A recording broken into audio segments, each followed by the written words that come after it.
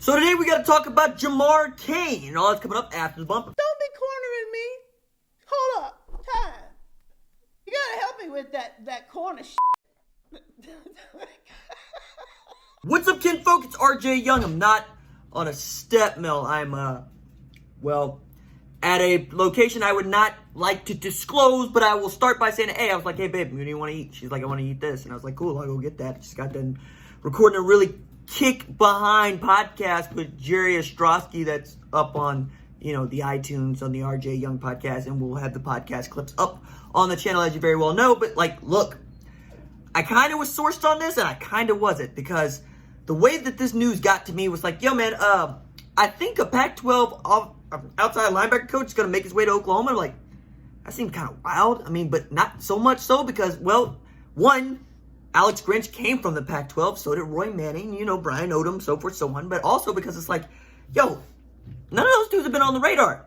And then Bruce Feldman off the top rope with Jamar Cain. Jamar Cain is the outside linebackers, defensive end, defensive line coach at Arizona State for Herm Edwards, where they were pretty doggone good. All they did was knock off Oregon, Pac-12 champ Oregon, Rose Bowl champ Oregon. And not only that, but they looked like they were building a monster.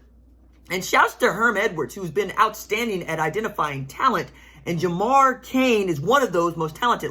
You could talk about what he did at Arizona State. You could talk about being, the 1 year at Wyoming where he was also interim defensive coordinator. You could even talk about what he did at Fresno State under Jeff Tedford, where they held teams to 14 points per game and were outstanding defensively. But where I prefer to take this conversation is all the way back to the FCS and North Dakota State, where all he did was put Kyle Emanuel on the field. And many of y'all wouldn't know Kyle Emanuel, but I know Kyle Emanuel because I follow, the top 5 in FCS, North Dakota State being the best of them. And Kyle Emanuel won the Buck Buchanan Award.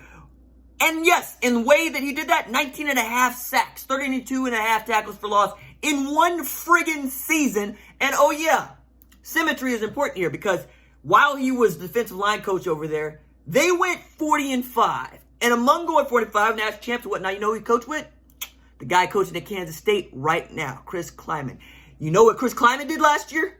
Beat Oklahoma. You know what Oklahoma doesn't want to do anymore? Lose to Kansas State. This is going to be so much fun because he knows Scotty Hazelton too.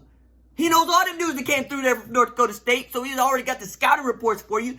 But more than that, he is a great, awesome, fundamentally sound coach. He's going to grind them. And all of his defensive ends, he's had at least one at every location that has become an outstanding monster. And what has Oklahoma needed? Outstanding defensive line. Issue here, if there is an issue, my issue would be, can you recruit? Can you recruit at the highest level? Can you recruit at Oklahoma? It was also the question that I asked to Mike Leach on this very channel at this time last year about Alex Grinch. And it turns out Alex Grinch is doing just fine about recruiting the dudes that he wants. We'll see what that looks like when he develops those dudes and how good that defense can be. But you can see the kind of defensive staff that he's put together, that Lincoln Riley's put together, is one that is going to be technically sound, fundamentally sound, and going to teach this defense by rote. They are going to make sure that your hands are in the right place, your feet are in the right place, you do everything the right way, you do everything perfect all the time. I like this hire on its face, right? I'm going to dig deeper into it, but I'd be lying to you if I didn't tell you that I knew Jamar Cain's name, because I did.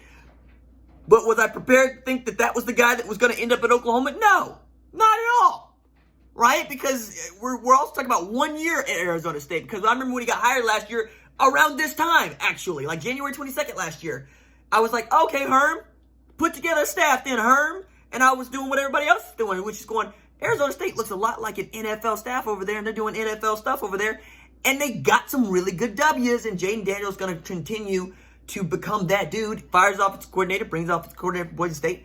It's a good look for Arizona State, right? But you can also understand how somebody else might look at his staff and say, I wonder if those folks can help me. And apparently, Jamar Cain is such a dude.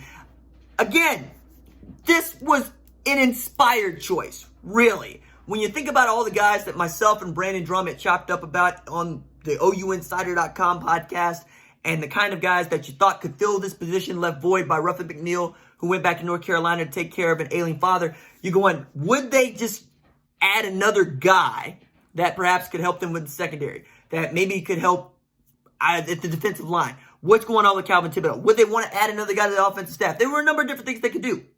But one of the things that they didn't do was elevate an analyst, right? Because Zach Hansen was out recruiting. Chip Viney was out recruiting. Neither one of those guys got the call up. And each time that one of these positions has become available in the offseason, Lincoln Riley has gone outside the program to add to the mix, right?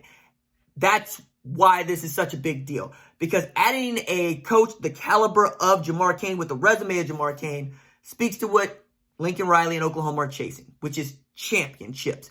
And that adds another guy on this staff with a national championship ring. FCS or otherwise, I count national championships, man.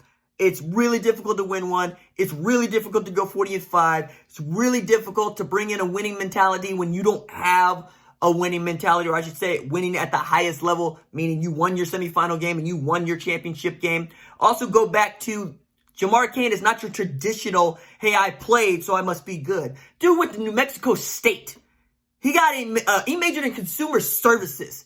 He played 2 years of college football after playing 2 years at Sacramento City. He's from Sacramento, California. This ain't your dyed-in-the-wool, I played in the NFL, I'm a great assistant coach hire. No, this is a guy that learned the trade, that is coaching, and worked his way up. He is the antithesis of what DeMarco Murray is, which is another way of saying balance, as all things should be, right?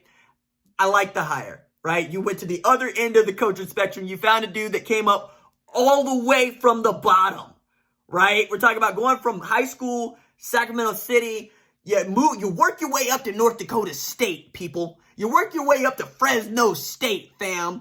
And you finally get to Power 5 football, and right away, folks are noticing what you're able to do as a defensive line coach and say, hey, why don't you come through and coach our outside linebackers / defensive ends, because we can really do with a coach of your caliber. We can really do with a coach with your resume, and we need all the experience and the help we can get to help teach these kiddos how we do it, how we need them to do it, so we can continue to do that thing that Oklahoma loves to do so much, which is chase championships, all right? 5 Big 12 championships in a row. You're going for number 6. You're trying to get back to the college football playoff for a 4th consecutive time, 5 out of 6 years, and you're trying to do what nobody's done at this program ever. Win a semifinal. Win a semifinal. Forget Heisman trophies. Forget all the individual accolades. It's time to do what Oklahoma has not done. Teams built for 2021, but they overachieved in 2019. Perhaps they can overachieve in 2020. All right, that is it for me. Deuces.